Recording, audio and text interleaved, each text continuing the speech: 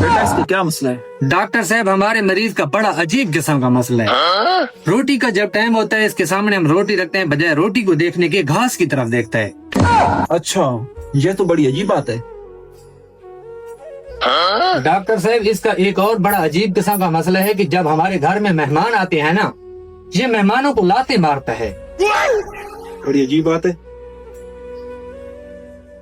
Doctor साहब इसका एक और बहुत बड़ा मसला, जी जी बताइए। जब इसको हम एक गिलास में पानी देते हैं, बजाय ये गिलास में पानी पीने के ये बाल्टी में पानी पीने की ख्वाहिश रखता है। बाल्टी में? हाँ, जब पानी बाल्टी में इसको देते हैं, ये बजाय पीने के पानी को देखकर पता क्या करते हैं? क्या करते हैं?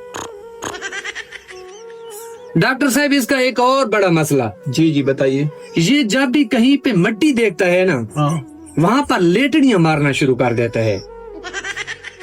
डॉक्टर साहब बड़े परेशान हैं हम, हमें समझ नहीं आती इस मरीज का किया क्या जाए। जिस डॉक्टर के पास भी जाते हैं वो कहते हैं ऐसा मरीज तो मैंने पहली दफा देखा है, ये कैसा आपका मरीज है। इसका सबसे बड़ा मसला ये है जी, जब जानवर देखता है ना, जी जी। हम इसको ज्यादातर बाहर निकलने भी नहीं देते। अब जब ये जानवर देखता है तो पता है क्या करता है? क्या करते हैं? ही करता है। बड़ी अजीब हरकत है। आपने तो मुझे भी परेशान कर दिया है। बेटा जरा जबान तह निकालिए। बेटा सबसे पहले आप मुझे ये बताएं कि ये रहता कहाँ है और करता क्या है? डॉक्टर साहब वैसे ये रहता तो इधर मियाँ वाली में है, लेकिन ये पिंडी तरनाल में जॉब करता है।